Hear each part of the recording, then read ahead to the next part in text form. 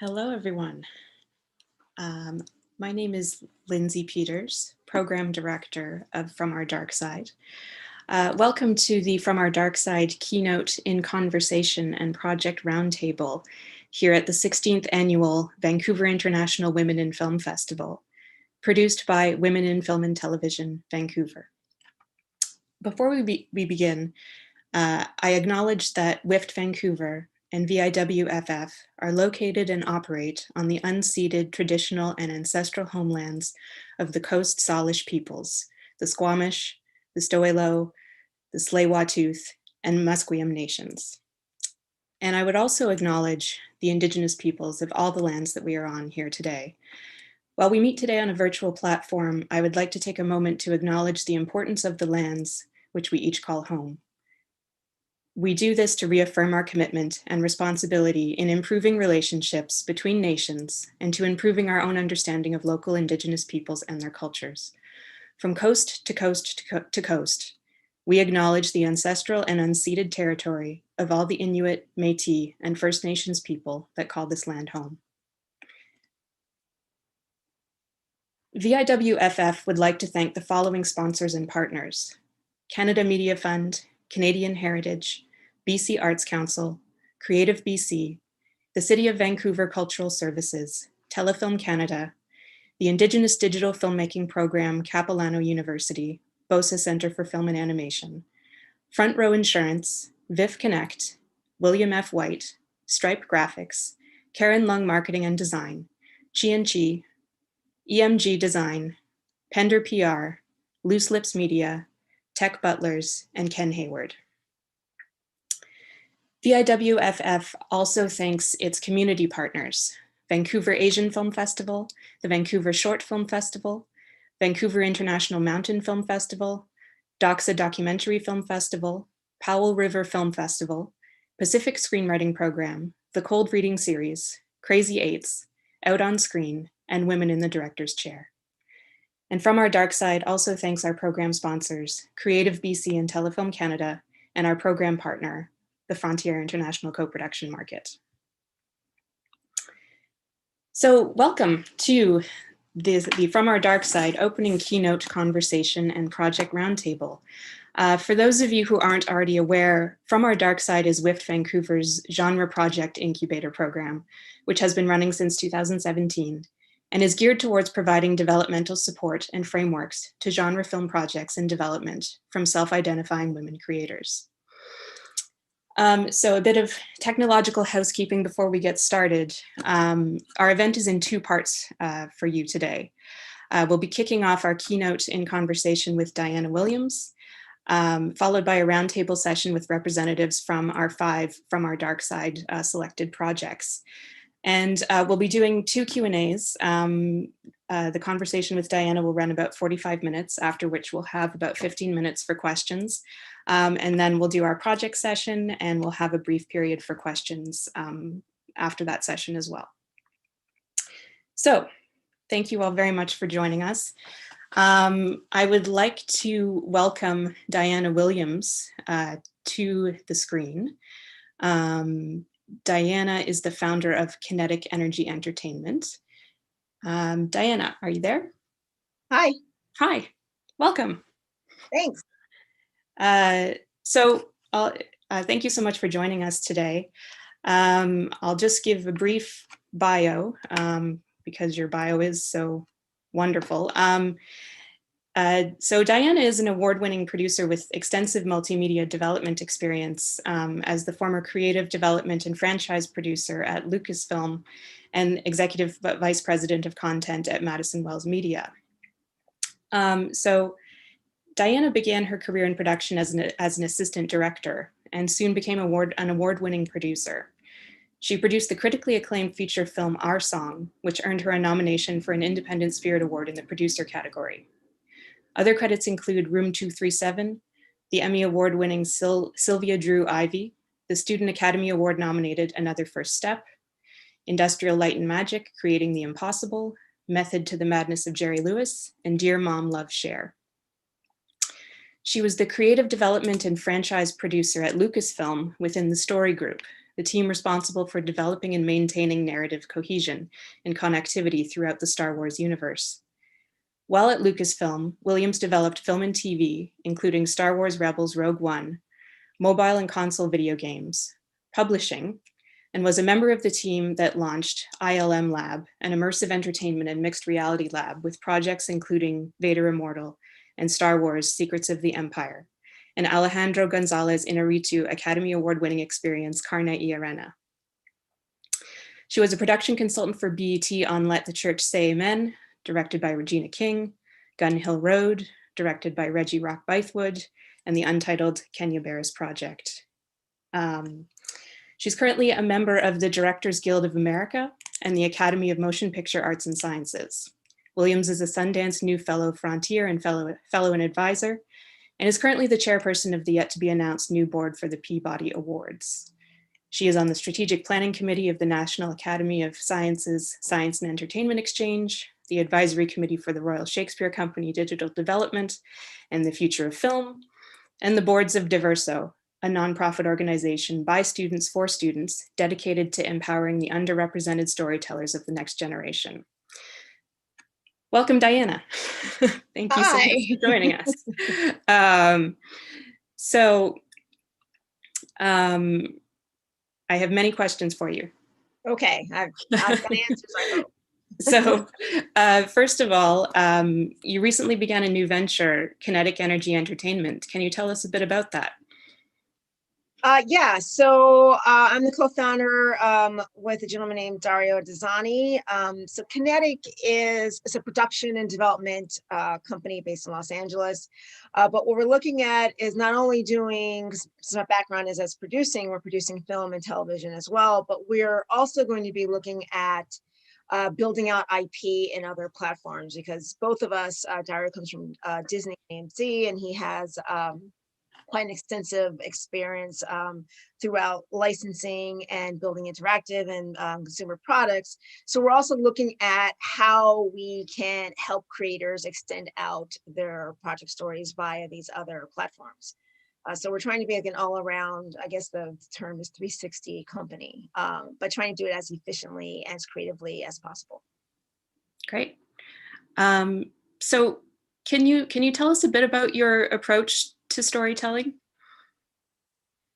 Yeah, I mean, I'm obsessed with story because we tell stories to inform, entertain, and engage. And I just think about the way stories have always affected me, and now to be on both the creative as well as the business side of that, I try to bring that same kind of energy into it. And just looking at stories that, and that's kind of the theme and philosophy of Kinetic Energy Entertainment, in that we are looking at stories that will move an audience, that move people to tears, to laughter, social impact, to engagement, to taking other steps in their lives, to helping their fellow man. We just want stories, again, that move you. And I love working with storytellers that want to move the needle and how they're looking at innovation, move and just think about how they want to tell stories and who they want to tell stories for, and bringing in new audiences, as well as moving new storytellers into this industry. And new doesn't necessarily mean young. I know most people think of it that way, but when we're saying new, we mean people just want to think just a little bit differently, who want to try something just a little bit different. Mm-hmm, mm-hmm.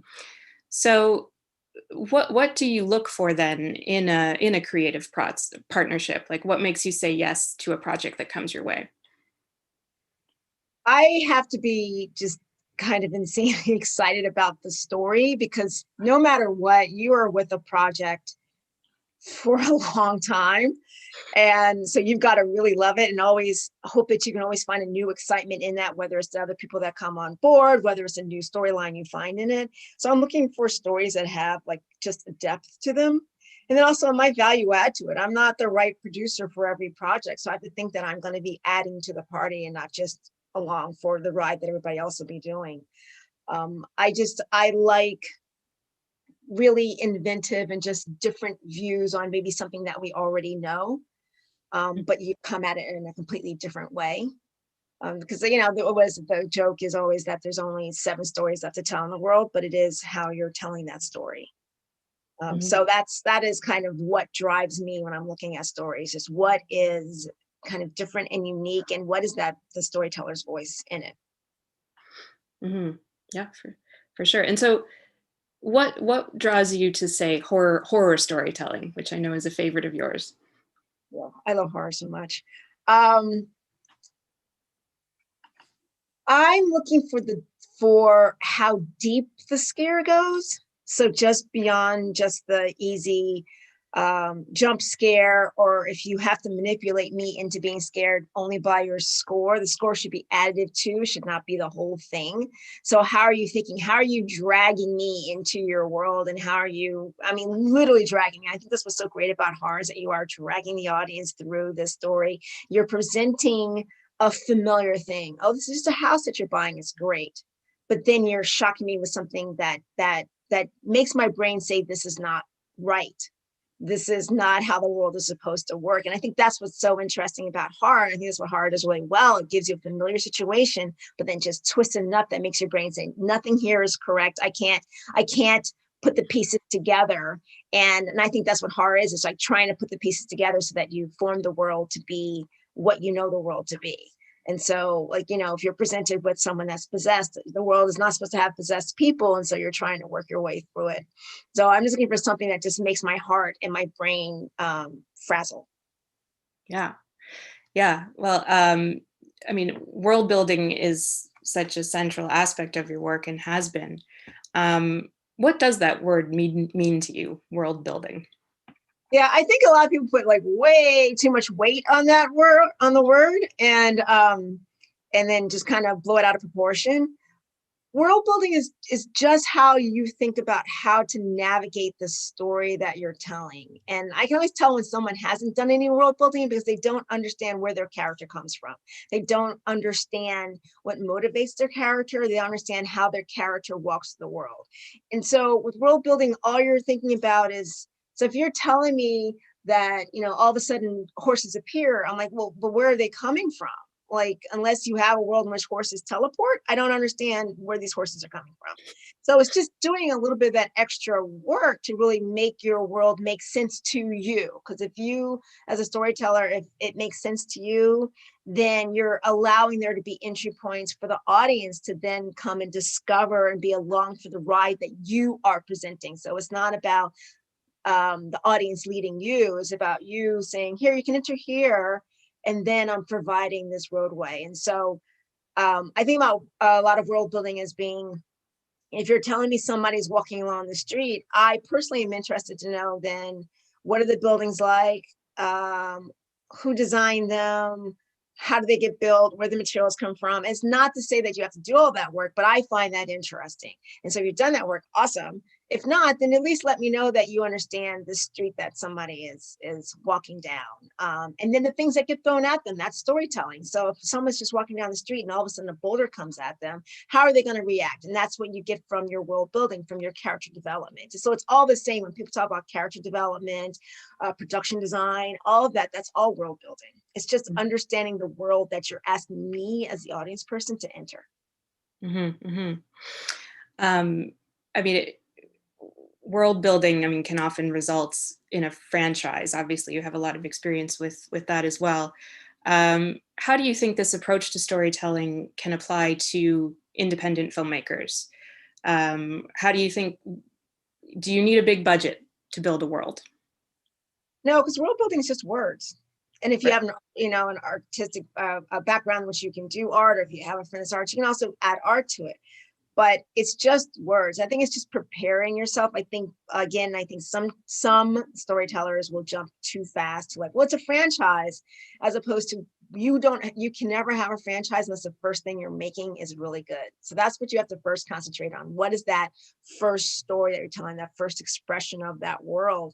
Because if it's not good, nothing else matters. Nothing else is going to happen. So great, you thought about a podcast, a AAA console game, but your film is terrible. So all this other stuff is not going to happen. So I think that world building and franchise, that's all fine and dandy, but what you are presenting first, that first launch is the most important thing. And so that's where you really need to put a lot of your thought into, and everything else will come. So I mean, the world building adds into the franchise. So if you have done that thought of like who your characters are, where they come from, where everything else comes from, then in success, if that first thing you get done and then someone's like, oh, it can be a franchise, you're not caught not knowing you. So then it's not somebody else coming in saying, well, it can be this, and this. You've already thought about it. So you're already kind of in control of your entire world, as opposed to just being in control of that film. And then someone else comes in and takes control of everything else.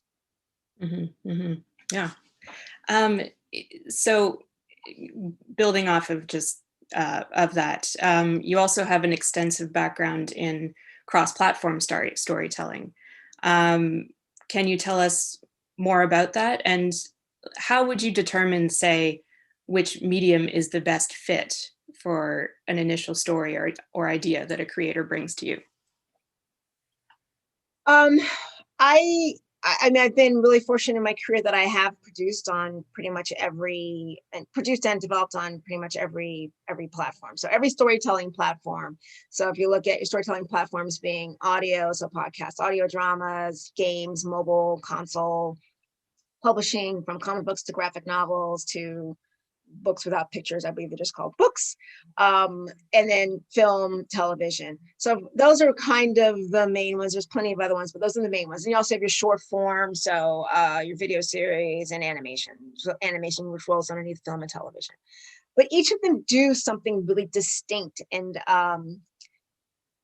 so when someone's coming to me with a story, I'm thinking, well, what platform can really help bring out that story? What about that story works well on that platform? So if it is a deep meditation of two characters talking to each other, audio does really well for that, because that allows us to kind of imagine so much that is going on. If you are really trying to build out your world and it's got a lot of interesting and intricate science fiction elements, sometimes publishing is best for that, because there's, yes, per page there's a cost, but technically words shouldn't cost money, so then the expression of a sci-fi film, gets expensive because of the development and stuff. But aside, I think that's why science fiction is such a popular category in terms of publishing, because you're able to explain so much more. So I'm really looking at what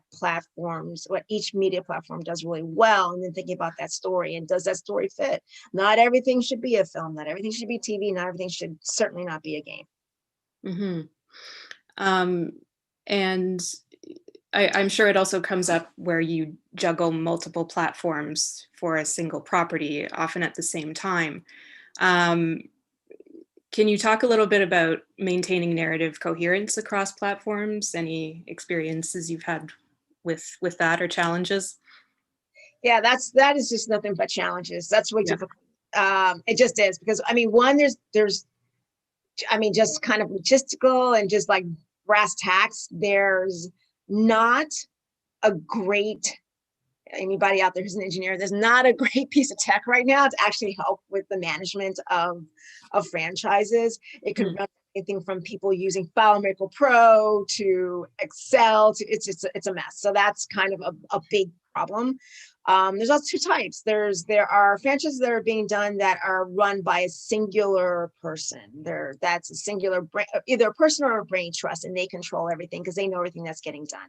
But then you also have licensing.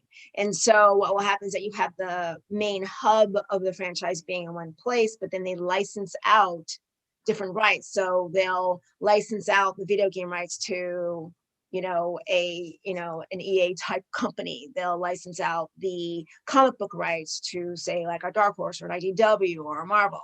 And so then those companies that have the license, they control that creative, and you hope that creative that they're doing speaks back to the main thing, but that's not necessarily the case. And that's when the audience starts to feel like, well, who's in control of this thing, and how does this work, and what do I believe, and what should I be paying attention to? That's when it gets really messy, when they don't speak to each other. So it is a challenge in the industry to try to figure out how to keep that cohesion so that the audiences fall out. That's the bottom line. It comes down to, you have to always be thinking about the audience. And it does not mean you're being dictated to by the audience.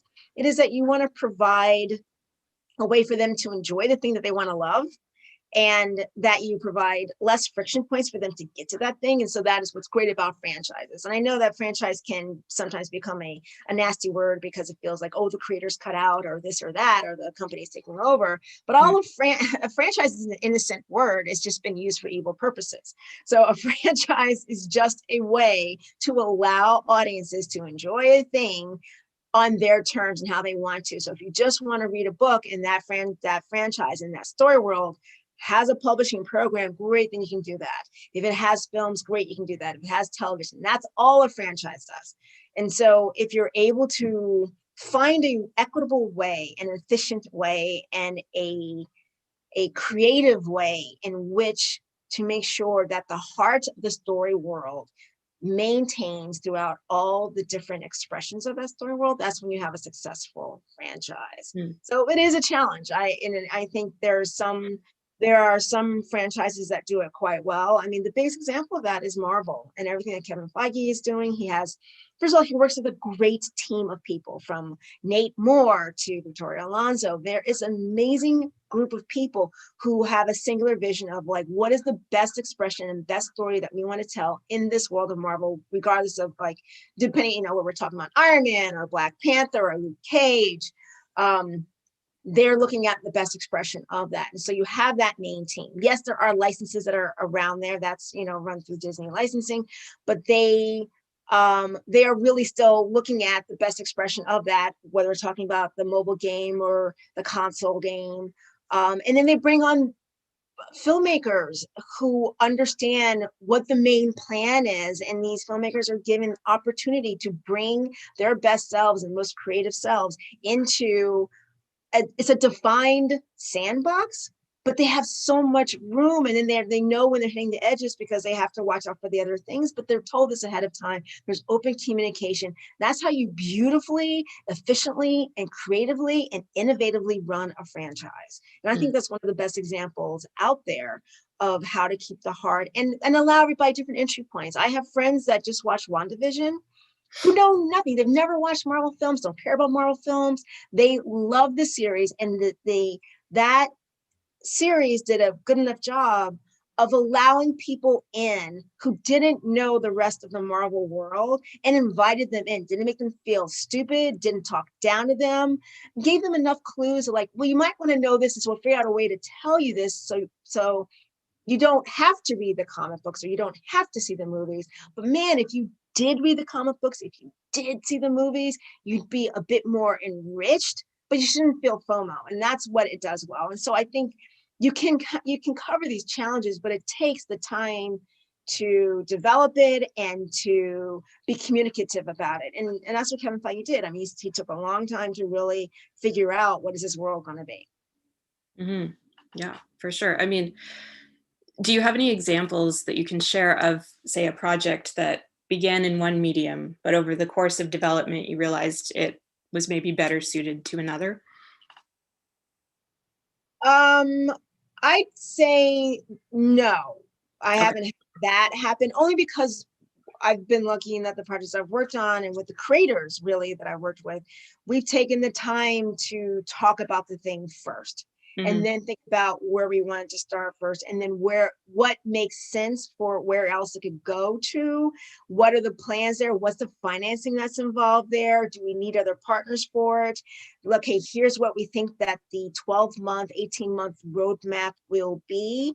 And because we've talked about it, then we're also able to shake and move and change with it. I mean, an example I could bring up is one from my past that I'm no longer involved with, but I'm really proud of it because I think that the creator is amazing. His name is Ryan Koppel. The project was called Voyage to the Stars. And when he came in, he really thought he did want to do and when sci-fi, he really wanted to do a podcast. And we had talked about it, and I had worked on Star Trek earlier on in my career, done Generations, the TV show and the movie. And when you look at a lot of different sci-fi shows, if you actually can just listen to them, because a lot of it's like talking about where they are right now, then they talk about what they're going to do, then they go do the thing, and they come back and talk about what they did. And so that works really well for podcasts. And so, so Voice of Stars launched as a podcast. There was also, they, Kylie Williams, who ran the franchise, and working with Ryan, came up with a really cool logo. So some t-shirts were made, they were sold at live events. And so it was just a really organic and natural way to build it up. Last year, there was a comic book series that came out around it through IDW that did quite well. And now I know they're prepping for it to go into animated television series. So that was a progression. That took place over only 2 years because they really understood the story they wanted to tell, loved the characters, understood the world building around those characters, how to express it through the audio format. And with it being sci-fi, and with it had really big events that were in there. And so you're able to pull from the character development and some of those events and created a separate storyline that still fed into the podcast for the comic books. And there are people that read the comics that didn't even know that the podcast existed and then went back to the podcast. And that's also what's great about is looking at how else can you put stories out there that then can live on a platform and stay there, so it can always be discovered. And so when people read the comic books, they're like, oh, there's this podcast. They went back to the podcast. And so they were enriched by that. And then they were also, the comic books had like a little extra layer to it. But again, the comic books were able to like live on their own as well. So that is an example, but he came in with a really great idea that we were able to add to and build up. And obviously audience is a huge part of that development as well. Do you have any advice for our filmmakers watching today about how they can be actively incorporating the idea of the audience into their development? I don't think you want to, that's a tough one. You need to be very clear on what story it is that you want to tell. And sometimes when you have way too many voices in your head talking to you about your story, you're going to lose your voice. So you have to be really clear on the story you want to tell. But then you have to also, it's this fine line you have to walk of how you are then bringing your collaborators to help express that story as full as it can be. And from there, next is the audience. So again, we're storytellers. So we're telling stories for an audience. We want people to come in and enjoy our world. So all you're thinking about, and especially I think for the horror genre, what I love so much about it is that you're not worried about people who don't want to at base be scared. But really it's about like don't want to have their heart rate raised. So you're not going to change your story to get that person that doesn't want to be scared. And that's what I love so much about horror. Is to me, it's like one of the purest genres out there because I'm not going to mess around with it to get someone who doesn't care about it. Whereas every other genre, we got to get this audience, and everything's talked about in very broad terms and very kind of cold terms. It's like, oh, we have to get the 18 to 34-year-old moms living in Poughkeepsie. Like, what? Like, no, I want to get people who want to love this thing, who want to have their brains get frazzled in this story and then come through the end and be better for it. And so that is the audience you want to think about, who you want to enjoy this, and you want to write towards that, but you don't want to be dictated by someone saying, well, they want this. So I think you can't allow thinking about the audience to overtake your voice in your story, but you have to remember that you are writing for other people to come and enjoy. Because if not, then you should just be writing a thing for you and your 10 friends to enjoy on your couch. Yeah. Oh, great. So you've sat on both sides of the table as both a creator and a decision maker. What has been your experience going in rooms to get funding? And what has changed between then and say now in this present time when you're in the role of the decider or funder?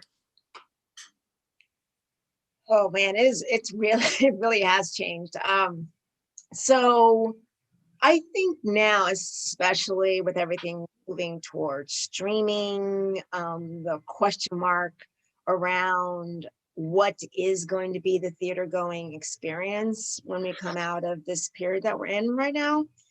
I think it's incumbent upon the creative team. So the creator of the project, the writer, the director, especially the producers, never forget the producers are part of the team, is you have to think a bit more than you did before. Because before it was a lot of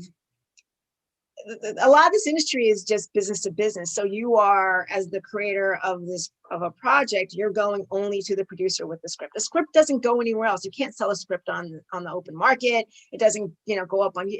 A script is a tool that's used only in the business, in this industry. And so then that script goes to a financier or a studio or a streamer. And then you have to get your director attached if you're not directing it. And then the team comes around and then you get the financing. It's all based off of this thing called a script that is only used in the industry. That's business to business. So, but then there's the audience. The audience is starting to demand more. They want to have less friction points to get to the thing that they want to love.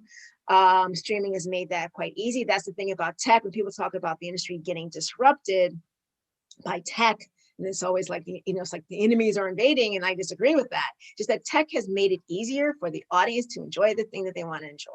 So now I think when teams go in, they should be thinking about like, well, who is the audience? Where is the audience?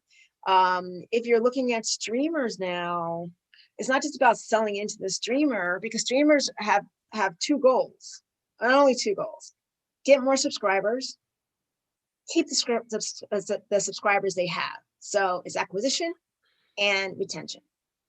And so when you're coming in with a project, sometimes it's not bad to know, do you think you're going to attract an audience, so get more subscribers, or do you think that you're going to keep the audiences there happy? So that's retaining the audience.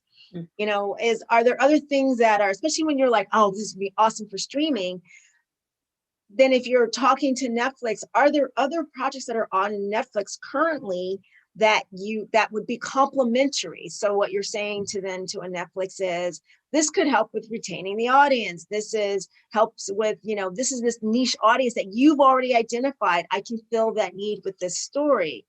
I know we all love like horror, again, horror is one of those, is the genre that I think works well theatrically and works really well also streaming. It is one of those genres that works well for both. And so what is the plan around that? If you are thinking about theatrical, then what's your plan around that? How can you be added benefit when you are talking to a potential distributor and when you're talking about exhibition, which are two different things? I would really implore everybody to follow this hashtag that's called distribution advocates. That's the hashtag distribution advocates. It's being led by Karen Chien, Chien, and Amy Hobby, in which they are really opening up the talks about what is distribution going to be, and exhibition. Distribution being the people that buy the thing, that help you sell the thing, and then exhibition being how an audience comes in to see it. So it's two separate things in which I know we use them interchangeably. But as producers and as a creative team, you have to be aware of this, because this is the land we're walking into, where we have to have just a bit more onus on the business side, so that we can make sure the thing that we want to make gets to the audience that we want to get to. Mm-hmm. Wow, thank you. That's great. And we can throw that hashtag up in the chat for anyone who may have missed it as well. Yeah, and you can also follow Karen on Twitter, and I think it's just Karen Chien on Twitter.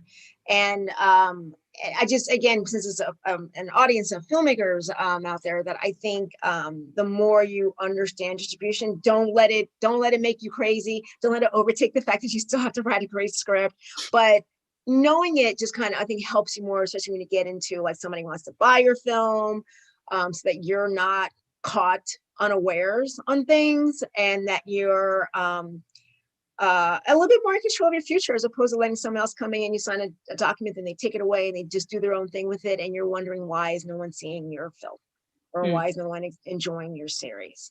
I know that Karen and Amy are going to be doing a talk on Clubhouse, I think on Sunday at 11 a.m. So you can look it up there. But I just really implore, because I think distribution is a really important thing, or else you're just making projects that just, scripts that just sit on your laptop, or films that just that don't get seen. I think understanding more about how you can get your projects out there is going to be really important, because it's a really crowded marketplace right now, and audience's attention is just divided, it's all over the place. And so the more that you can try to be a part of your own destiny, I think the better. Absolutely. Yeah. I think that the great thing about genre filmmaking as well is that there already is such a built-in dedicated audience to the genre, whatever genre you may be working in specifically. You just have to figure out how to tap into that. And so that might make distribution seem a little less scary if it's finding your audience. Yeah, and the audience is so vibrant and awesome. I mean, I love the genre audience. They're just, I just keep saying awesome, but they are really awesome. And you see it on Twitter, how they all come around a hashtag and are talking about different movies, and everybody is seeing something different in that film. And, you know, this is a community that wants to be talked to. It's a community that wants to have, you know, really interesting movies come at them that itches and scratch that they have. So I love the genre audience, and I love genre filmmakers. We do too. So, you know, these days in the industry, we are continuing to grapple on a global level with the issue of bringing in new voices. So in your opinion, how can we try to ensure lasting change? What can gatekeepers do? What can creators do? I have so many thoughts.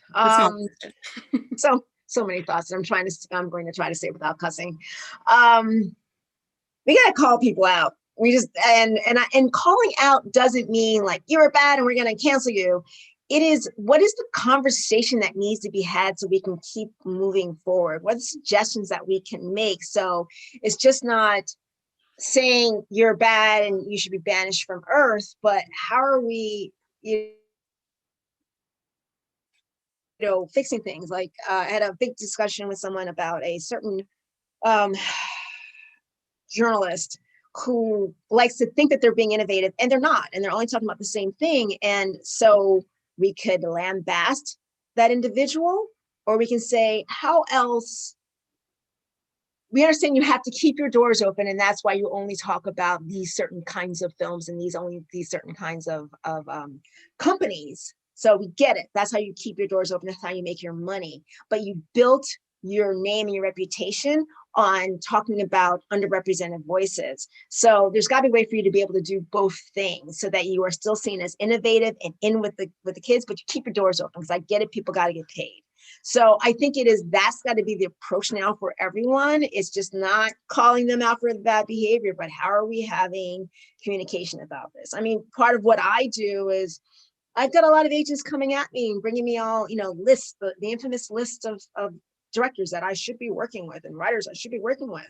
And I've had so many agents give me this list, and it's all white male names. And I'm like, you got to be kidding me. And so I'm not just going to accept that list. I want to see those guys, absolutely. But you should be so you're telling me you don't represent anybody else?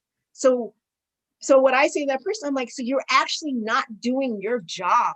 Your job is to make sure I hire one of your clients, and you're not giving me all of your clients, and that's an issue. So you're actually not doing your job. So let me help you do your job. Please put all the names on the list. So that is what I can start to do, is let's just look at my own record. Like I have put the work out there. I've worked with a very diverse group of content creators across the board, whether we're talking about board games or audio or films and television.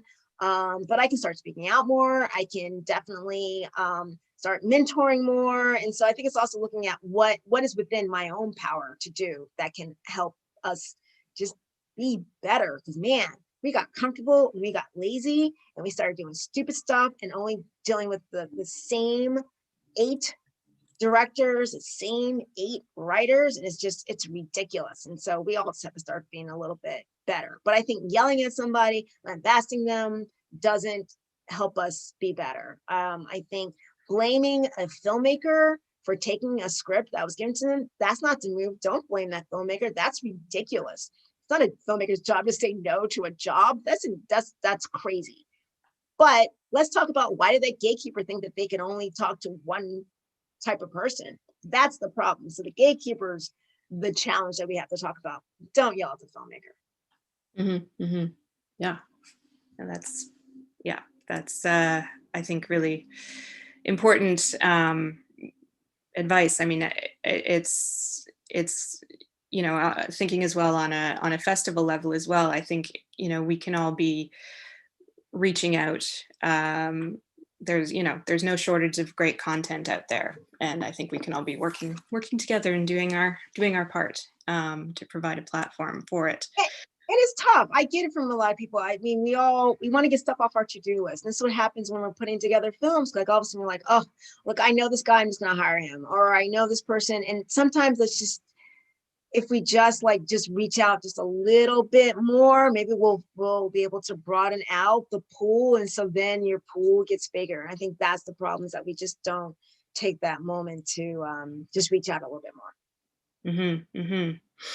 Yeah, I mean, we are currently in a moment where the industry is on pause in many ways. Aside from, all doing our part in terms of bringing in new diverse voices, what do you think we can take with us from our lives and in this industry before moving forward? And what should we leave behind? Um, I actually don't say that we're in a pause, because when you think about it, a pause means that you're picking back up right exactly where you were, and we should not do that. That's the biggest issue. We need to stop saying pause. We're on a pause where we've got a chance to respawn and figure ourselves out and do it again differently. So what didn't work before, we shouldn't do it again. Isn't that the definition of crazy? So insanity, I think. So, I think that there were some good things in the before times. The fact that creativity is always creativity, but we haven't let it blossom. We need to put in place ways to allow creativity and business to have communication with each other. I think that's the most important thing. I think what 2020 showed the industry is that it showed that it has a lot of fractures, and it basically blew them out. It showed how fragile this entire ecosystem is if it took just one pandemic to really decimate it.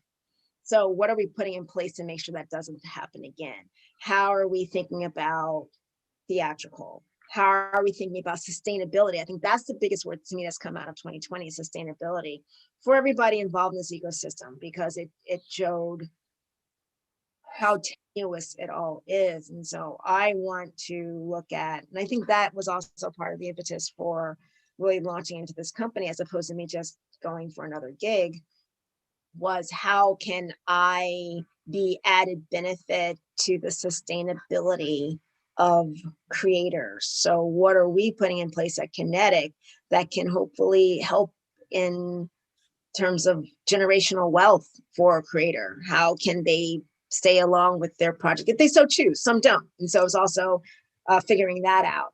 But I think that is what we should be doing, as opposed to everyone keeps saying, I can't wait till we go back. I don't want to go back. I don't go back to a time in which allowed Harvey Weinstein to thrive and survive with what he did, an industry that protected him and allowed him to continue to do that, industry that does not have women of color in executive suites, an industry that poo-poos and doesn't understand how important producers are to this entire process. An industry that doesn't have female director names on the list for tent poles. There's still one IP that does not bring women on for their films, and it's ridiculous. So I think it's recognizing what happened before times, calling it out, but then also having fixes. Yeah, absolutely. Oh, thank you for that. I think we now have a few questions that have popped up into the chat. Let's see what we got. Okay, What is the number one skill you need to succeed as a film producer? And what's number two?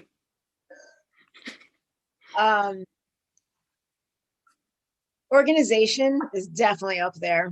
Just being organized, just really being organized, and communication, because your job is to make sure that all the parts are working together to do the thing.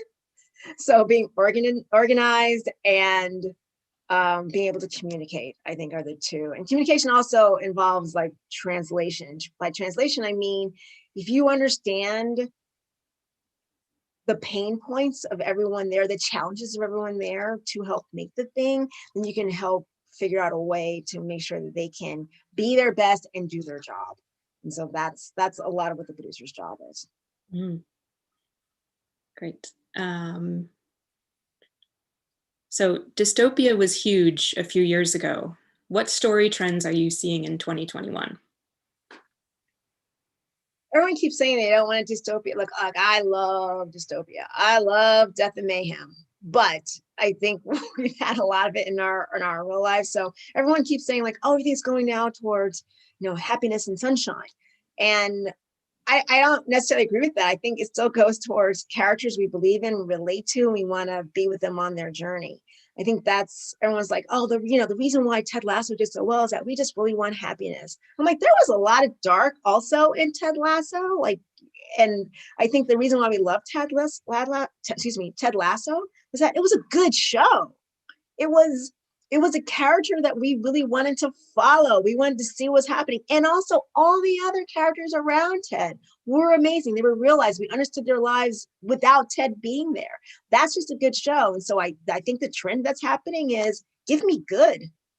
And whether good is dystopic or whether good is Ted Lasso or Mythic Quest or unorthodox, or House on Honey Hill, all of those. Just give me good. Give me characters that I want to root for, worry for, laugh with, cry with, and then then put them on a journey that is exciting or harrowing, scary or frightening.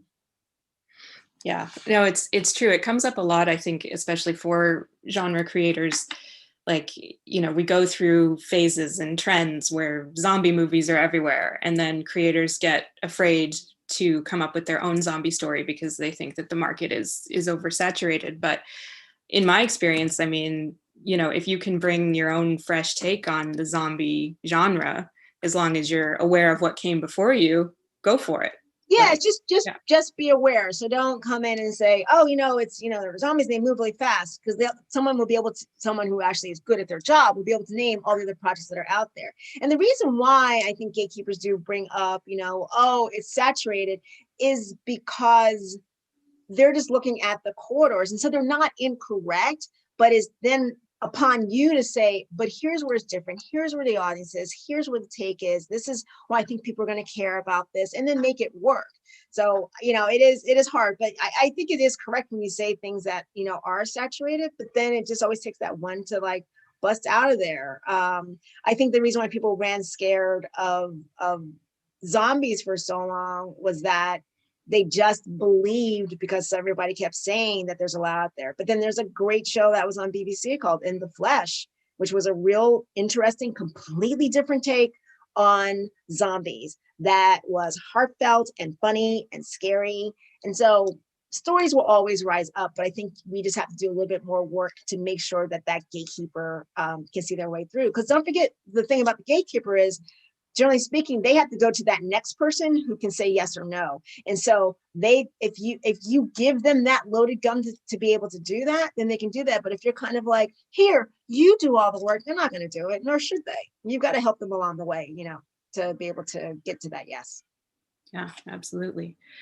Okay, I think we have some time for a couple more questions. Can you tell us more about your career trajectory? And what were some of the key decisions and opportunities that helped you to get what you wanted to do? Oh man, my career trajectory was weird. I was in a privileged position. Privilege doesn't have to mean money, because that definitely was not my position.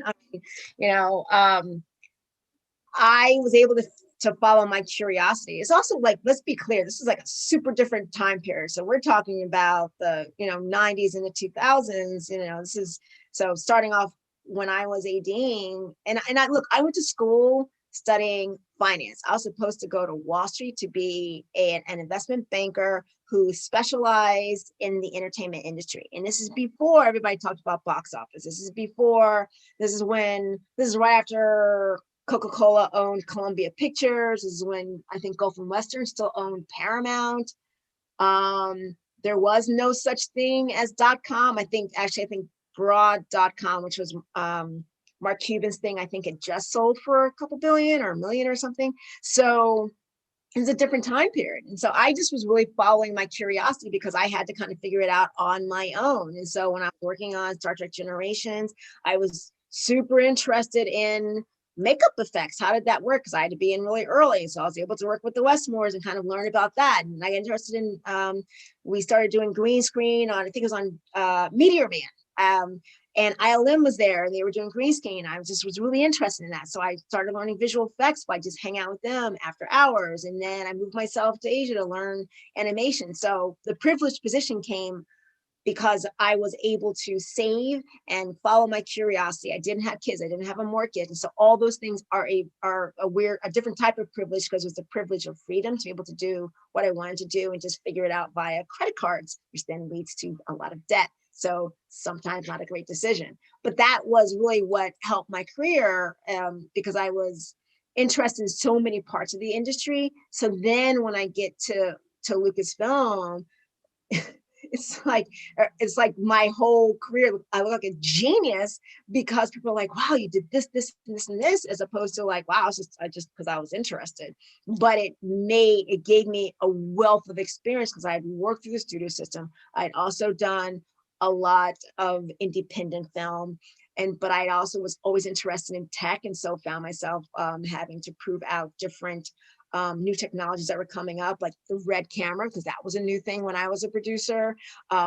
Moving into digital distribution, because that was new when I was coming up as a producer. But these are all things that are not new now. So it is figuring out what is the new thing. But that was my career trajectory, was just following my curiosity, because I really wanted to be a really good producer. So I really wanted to be able to understand all parts that were on the call sheet, every single department that was on the call. I've worked as a grip, I've worked in electric. I did craft service, I was transfer once. I just wanted to be able to understand what they go through just to do their job.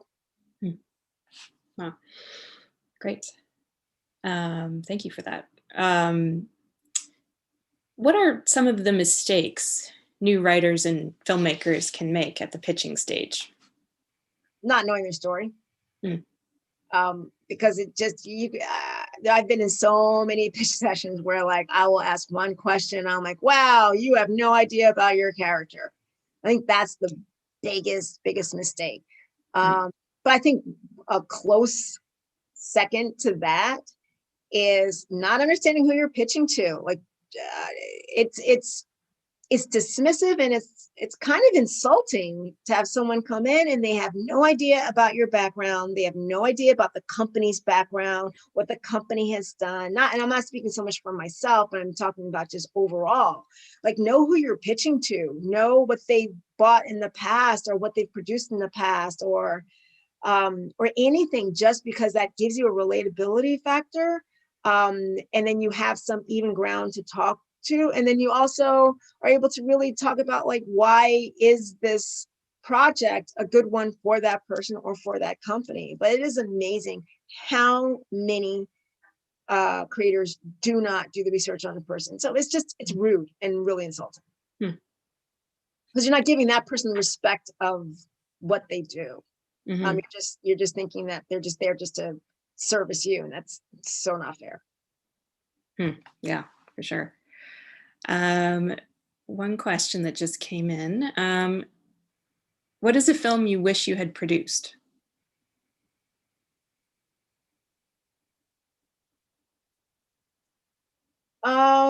It ranges from probably the two biggest ones would be John Carpenter's The Thing, because it is my most favorite film. Because it's perfect. And Get Out. Because it it's something I've talked about my entire career, about how the industries or the gatekeepers absolutely ignore the fact that the majority of the audience that goes to see horror films are people of color, and they don't do anything to bring them in. And now blacks are always the first killed in films, which is so ridiculous. And, and we don't see Latinos, and forget about Asians. I mean, it's ridiculous. And I think what Get Out did is said, like, okay, you don't want to believe in this. And, and basically that whole team was like, yeah, we're going to make this cash because we're going to prove this audience here. And they did. And so I really admire that from a creative side. The story is genius. It's beautifully shot. Acting is great. The script is just so great. But then the audience came, the audience loved it, and the audience talked about it. So that's what makes it a great film. And like I said, and The Thing is just a perfect movie because John Carpenter's awesome. Yeah, agreed. It's so good. It's so immensely rewatchable. So rewatchable. I've got my neck up there from The Thing. So yeah. Actually, there's a follow-up to the previous question about writers and filmmakers at the pitching stage. What is a sign someone doesn't know their story or character? It's based on a question that I'll ask, and the questions vary, when somebody comes in, but it's when they stumble. It's okay to think about something in the room, and then it actually is okay to say that you hadn't thought about something, because that is also the point of like other people reading your scripts, that they're always going to see something in it that you don't see, because everyone's bringing their own experience into what they read or into a movie that they're watching. So they're always going to see something that you don't see, because that's just lived experience. That's fine. But if I ask just a simple logic question and you can't answer it, then that's a problem. That just says that you don't understand why your character is in a scene. Yeah. Okay. No, that's great advice. For sure. Well, I think that's pretty much all the time we have today. Thank you so much, Diana, for this really informative sort of whirlwind discussion. I feel like we covered a lot of ground in a short. We built worlds, I think. But, thank you. These are great. The questions are awesome. Thank you. Yeah. Just thank you so much. And just, I guess one last question. What are some of your next upcoming projects that we can keep an eye out for? I will have some announcements. So the company's been for all of a month.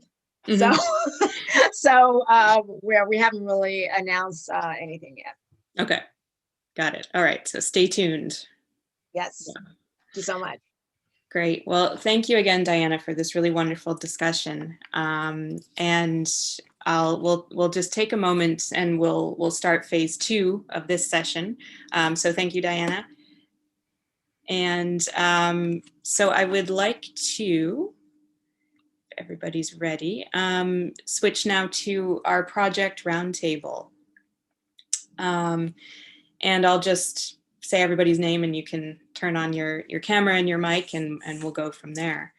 So our panelists today joining us, these are our 5 selected projects for this edition of From Our Dark Side. First up, we have Becky Parsons, producer of The Apartment from Nova Scotia. Hi, Becky. Hi there. Hello. We have with us Berkeley Brady, the director, writer, producer of Darkwoods from Alberta. Hello, hello. Hello. And we have with us Alison Richards, the director, writer of Midlife from Ontario. Hi. We also have with us Kate Kroll, director of Red Wings from BC. Hey guys. Hi. And we have Kay Adelaide, director, writer of Transvengeance from Quebec. Hello. Hi.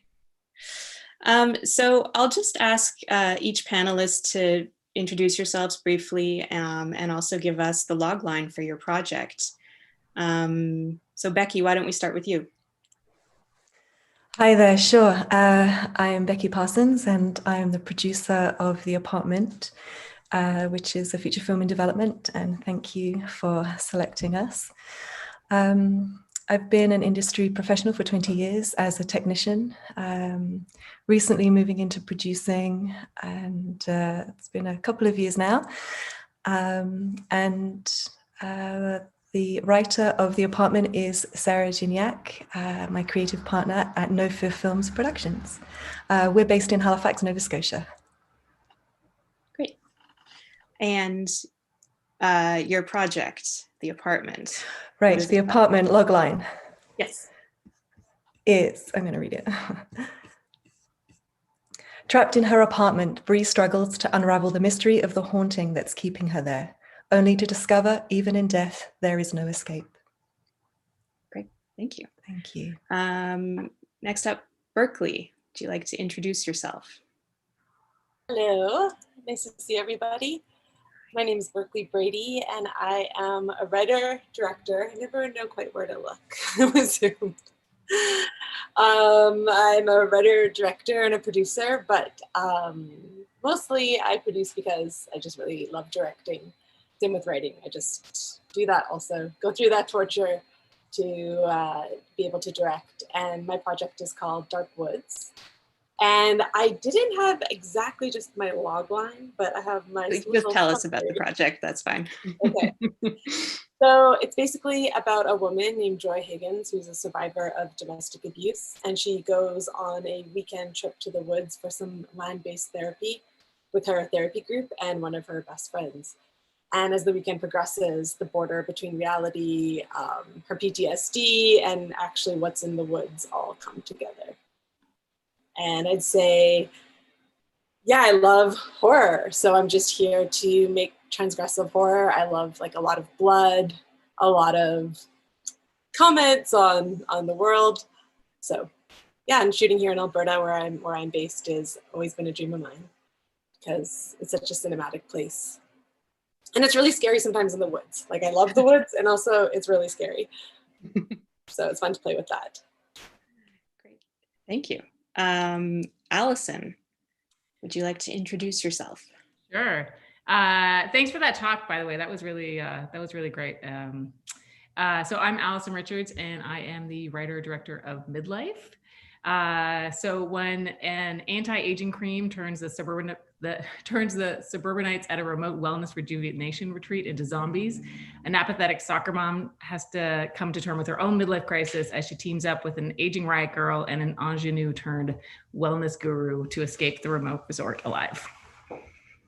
Great. Thank you. Kate, why don't you introduce yourself and tell us about Red Wings? Hi, I'm Kate Kroll. I'm a producer and director based out of Vancouver. I grew up in Alberta in the woods, so I'm really excited about your project, Berkeley. But I'm very, very excited to be here and to be a part of this. My project is called Red Wings, and it's a comedy horror. Red Wings is the story of Audrina, who gets bitten by a bat and gains an unnatural superpower. Her vagina makes killer red bats that kill for her. It's just really fun and out of the box and unapologetic, and the film really is one of the first films that I've seen tackle menstruation in a very honest and relatable way. And bats come out of her vagina, so it's a fun one. Sounds great. Sorry, this is not new to me, but I laugh every time I hear it. And next up, Kay, would you like to introduce yourself? Hi, I'm Kay Adelaide. I'm a writer and director based in Montreal, and I love horror and comedy, no matter how hard I try to write something serious, it's always got a touch of comedy. I think that's part of what brings art to life, is laughing at life, since we have enough seriousness in our day-to-day as it is. And the film that I am bringing to the program is called Trans Vengeance, and it's a darkly comedic revenge horror film about a transgender woman who sets out on a path to reap brutal payback on all the people who wronged her and led to her downfall. But she has to decide if losing her humanity is worth getting this vengeance, as she discovers the ways that it's not so easy to kill people, get away with it, and still be a good person in your eyes and the eyes of the people you care about. Great. Well, welcome everybody. We're very excited to have you all as part of the program this year, and we're just getting started. So I do have some general questions for the group. Feel free to just jump in as you like.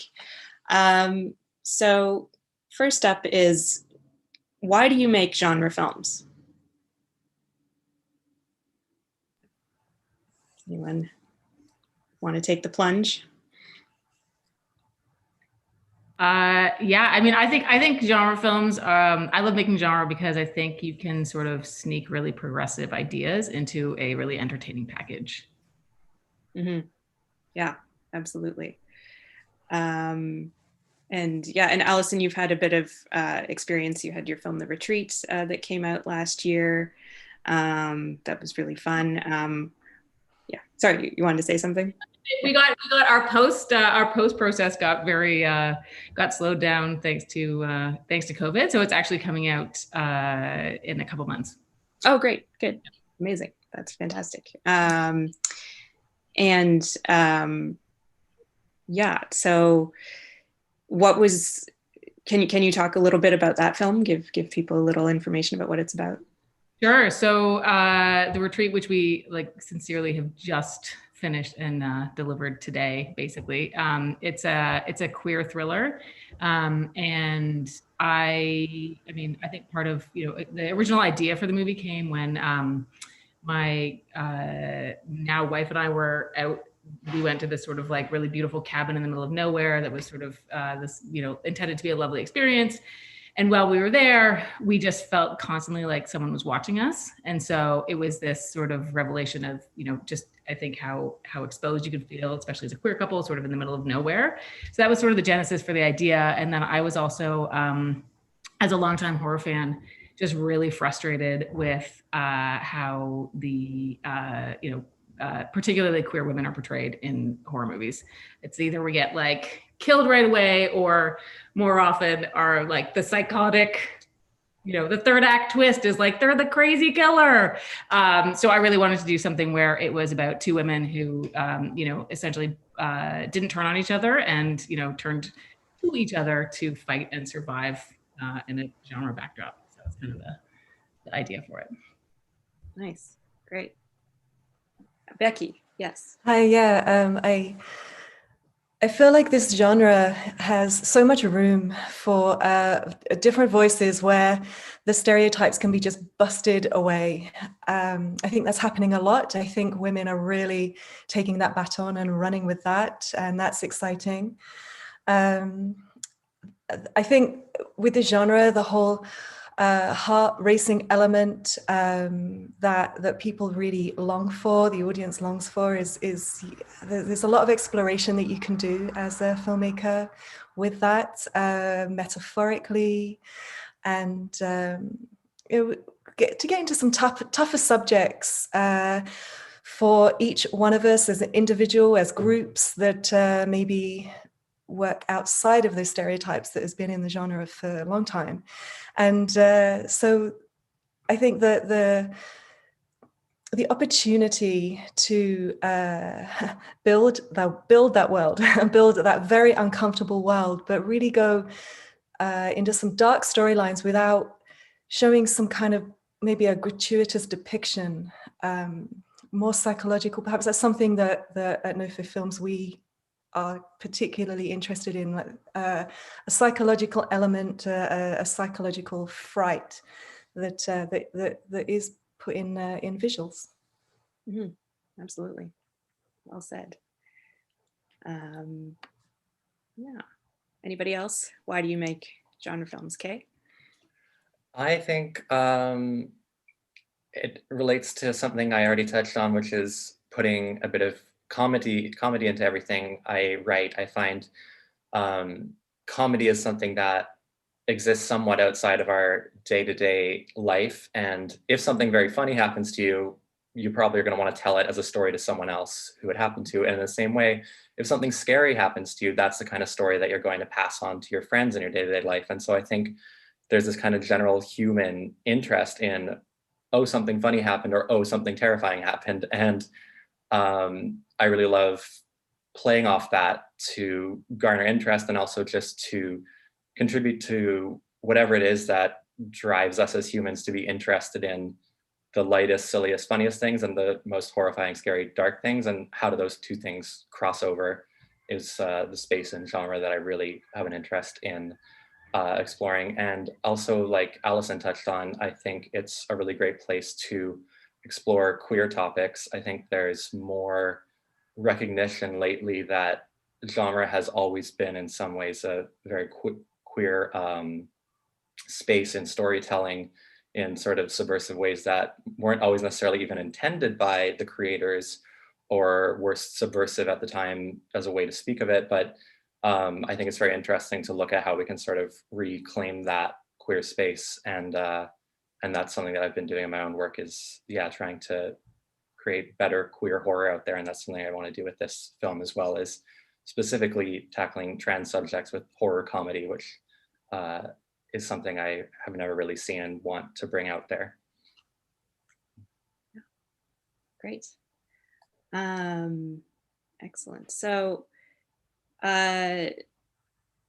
what is a notable lesson you've learned working in this industry so far?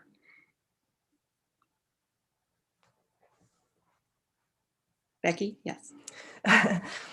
There's a few notable lessons that I could describe, but I do feel number one is there's no wasted experience. Where if and I think Diana also mentioned, working in many different departments and taking experiences from different elements of the business. I think the choice of being a professional in this industry is a long career choice. And so I've always felt that any experiences that can inform as like a creative head, when you get there as a creative head or a production boss, or these experiences are all going to help you along the way. And there's not one thing that will be lost on you. Everything, the most beautiful collaborative medium of film, and everything is very an important experience, I think, to have. Yeah, absolutely. Yeah. Allison, you're nodding. Did you have something to add? Yeah, no, I would agree with what Becky's saying. I feel like it's I think it's tenacity, I think is the important thing. It's that, you just kind of keep going and don't take a no as a final no. There's so many no's on the ways to a yes for a project. So I think just being tenacious about the projects that you're passionate about. I think that's the biggest thing. Mm-hmm. Absolutely. Oh, and just a shout out to the audience. Please feel free to post questions in the chat on YouTube as they come to mind, and we will be sure to get to them. Okay, we do have a few questions, but I'm going to get my question in first. So, okay, everybody's favorite genre film, go. Berkeley, can we start with you? I have to say, I know it's not always considered genre, but Rosemary's Baby is I do love that movie. And High Tension, the French film. Yeah. Yeah. Good one.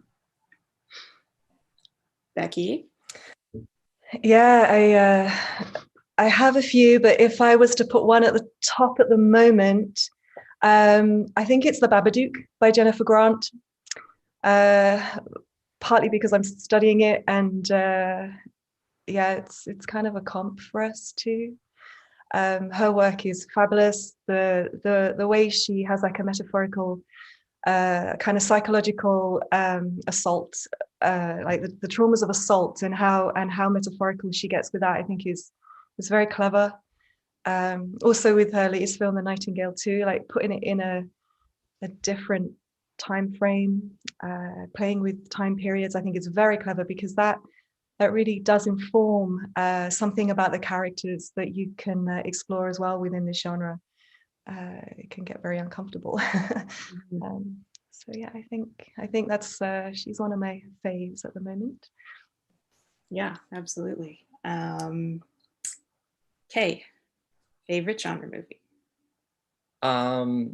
You know, I see new movies and I say, oh my God, that's one of my favorites when I see a new genre movie, this or that, but I'd be lying if I didn't admit that my all-time favorite that has never really been knocked off the top is Evil Dead 2, which is a ridiculous slapstick gore fest from the 80s, which I don't know, I don't know of anything else that has been so truly scary and so truly hilarious, perfectly intermeshed, and one makes the other more. It's as scary as it is because it's so funny, and it's as funny as because it's so scary. And there's some sort of strange space that exists there that I'm kind of obsessed with, even though there's a lot more, what's the word, you know, intelligent answers of films that are more high end maybe, but that one has a special place in my heart that can't be taken away.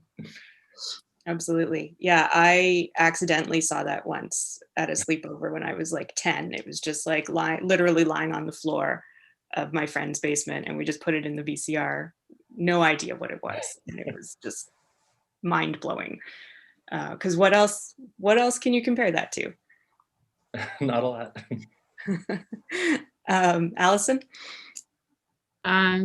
Yeah, I think it's like somebody else said, there's so many, but I think I really love Revenge from a couple years ago, the French film by Coralie Farge. I just love that it was like I had so much sort of emotional punch to it, but it was also like really, you know, bloody and gory, but also with this really kind of like bubblegum pink feminist touch to it, which I thought was really great. Absolutely. Yeah. Kate, favorite genre movie? Berkeley took mine, Haute Tension, High Tension. It's definitely one of my favorites. The twist at the end, and also as a, you know, queer woman, it was the first time I'd seen a film like that. But, you know, as a kid growing up, I was obsessed with all of the Amityville because I really wanted to see a ghost really, really badly. I never did. But, and then most recently, I would say The Invisible Man, if that counts. I think that especially a lot of women probably related to that film. I know I did. And I just thought it was so well done. I loved it. So, yeah, we can share movies. It's fine. Great, thank you. We do have a few questions that have popped up in the chat. What are some of the things that you may be doing already to build an audience for your films?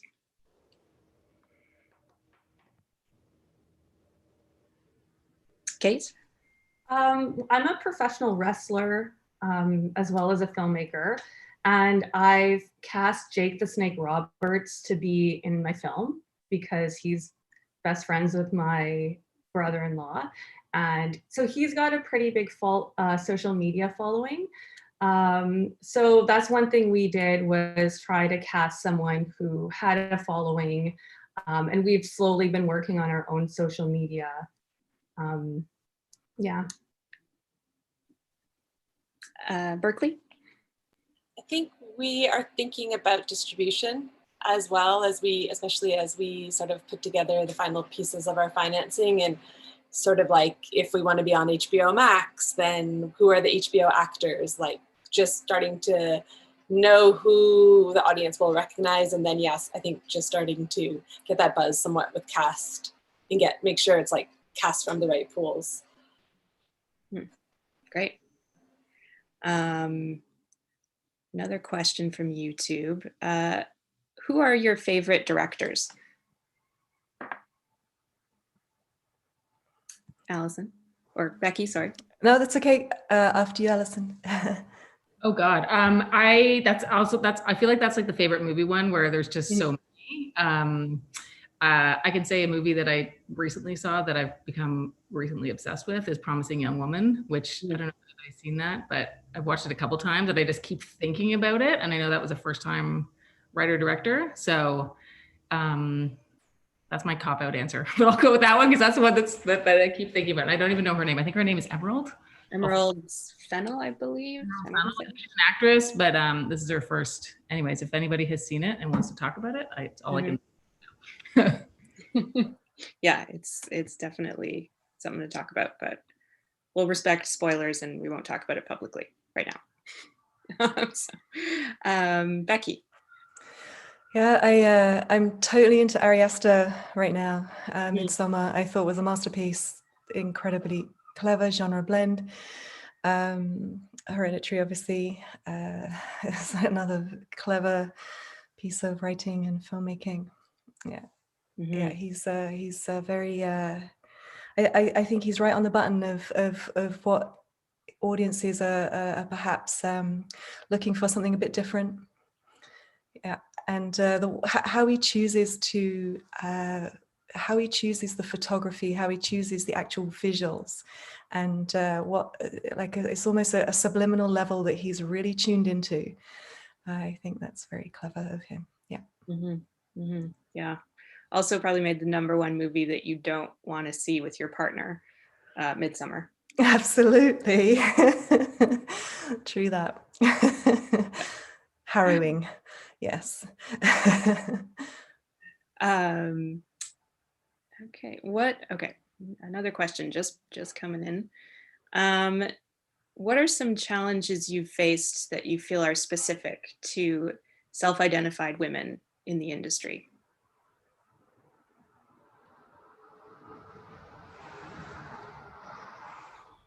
Light question. Okay, sorry.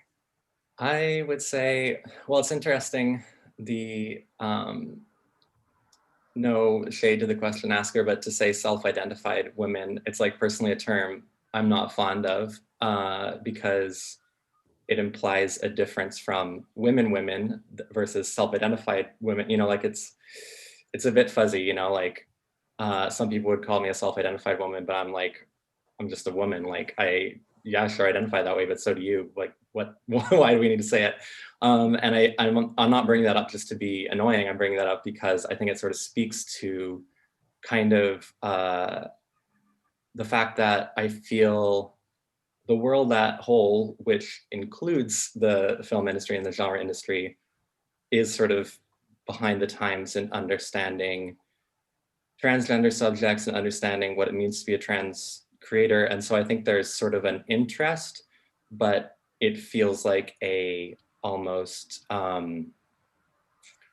like a novelty interest, like a tokenizing interest, to be like, well, I'm supposed to be interested in this, so I'm going to take a meeting, so I'm going to talk to you, but I'm not really necessarily serious. It'll just make me feel like a good person to talk to you and seem serious, is sometimes the vibe I get. And I'm sure that that's the case for cis women in the genre space also, that might come up. But I feel like that's something that's come up for me, is this sense of sort of being a novelty rather than someone who's taken seriously. And so I don't know if that answers the question, but that kind of Absolutely. came up to me. No, thank you. Berkeley, did you have something that you wanted to add, or? Yeah, hear what you're saying, Kay. And I think that there's also the sense of like self-identified. Well, did I really identify? I think it's always interesting when you ask like, when was the first reason or moment you realized you're a woman? And most people be like, oh, when I got like, harassed when these guys were driving by, or other people started noticing. And I feel like that sometimes happens on film sets where people are identifying me as a woman, whereas I'm identifying myself as a storyteller. You know, it's just like, oh, I have, you know, over a decade of experience. I've worked in every role on film sets so that I would know exactly what I was asking of people as a director. And so sometimes I'll just be talking to people and they'll say things like, oh, like, I don't know, there's a certain sort of like constantly having to prove a skill set in a way, or like, how many shorts do you have to do to get your chance to do something bigger? Mm-hmm. It's like, oh, prove yourself again and again and again. And just, I think I don't know, at the end of the day, it seems sometimes like it can be an advantage to have people underestimate you, because it's worse to, you know, disappoint people, but at least this way you can impress people because they already underestimated you. I do feel like that's just a natural thing that we all have it in our brains, men and women and everyone through the spectrum. Yeah, thank you for that. Kate, you were nodding a lot throughout that. Oh, how much time do you have? But no, I mean, I agree with Berkeley and Kate. Also, you know, for example, I was pitching an executive at a broadcaster who you guys all know of this channel. And he's like, oh, me and my colleagues are grabbing a drink after, come grab a drink with us. And I was like, great, networking, perfect. And then he's texting me like, do you want to come up to my hotel room after? And I was like, why did we have to turn it to this now? Because that's not what I intended. And I gave you no signals for that. So I think it's just like, it's getting better now, but there's still this like old school kind of mentality that experience where it's like, why did you even have to do that? Because now I can't work with you anymore because it's just awkward. So I don't know if anyone else has experienced anything similar, but there's been a couple times, and like knowing how to navigate that. And that this is me just being really honest with you about my experiences. Thank you. Tough. Yeah. It's a tough one to answer, but yeah, I'm just maybe not getting taken seriously enough. And I'm like, what did I do or what did I say to not be taken seriously as a filmmaker? Mm. Yeah, I think unfortunately that is an experience that I think many can relate to. And I think it's definitely not on you. For sure. It's, you know, there's a lot of work that a lot of people need to do, for sure. And yeah, we're just, I think just being open about that is a great first step, and towards people realizing that, you know, this kind of thing should not be normal and is not okay. So thank you for that. Okay, I think we are running out of time. But I will say thank you so much to all of you for joining us. We really put you right out there right from the beginning.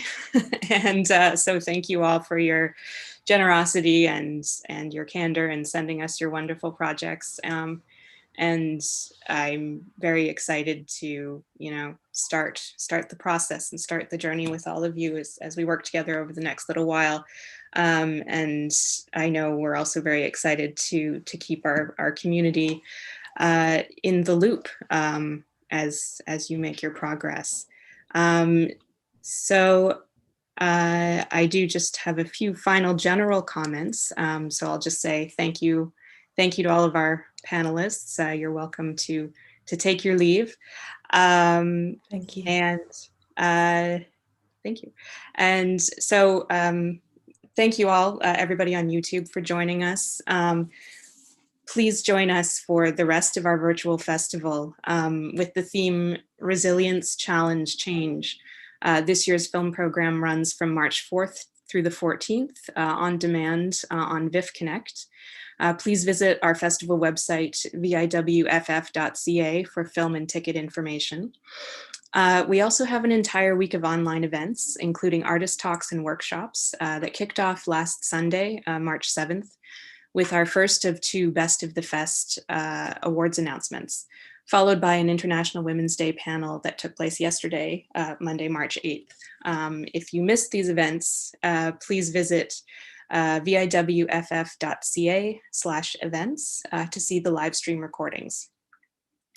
So next up tomorrow, Wednesday, March 10th at 12 p.m. Pacific, we have an artist talk, a conversation with the 10 finalists of this year's VIWFF Screenplay Competition, moderated by Joan Macbeth, Screenplay Competition Program Coordinator. For more information about our upcoming events and to join the live stream or register, please visit viwff.ca/events. So a big thank you to Diana Williams and our From Our Dark Side finalist teams for sharing your vision and passion for genre stories and projects. And thank you to you, our live stream audience, for joining us.